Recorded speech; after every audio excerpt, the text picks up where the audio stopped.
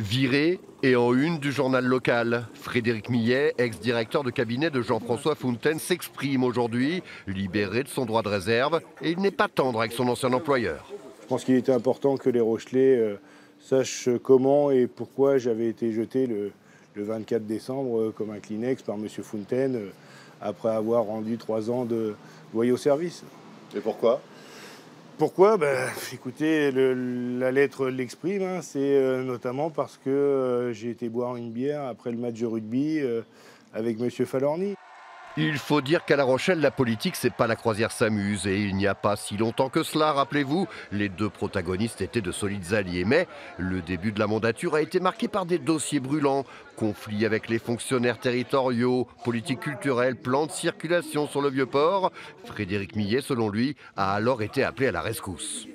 Quand j'arrive, c'est le feu. Je veux dire, c'est très clair. Je viens faire le pompier de service. Je réponds positivement parce que je sais qu'il y a le feu, on me l'a dit, et je viens essayer d'aider. Je suis jamais rentré dans le choix entre l'un ou l'autre. J'étais loyal envers un et j'étais ami avec l'autre.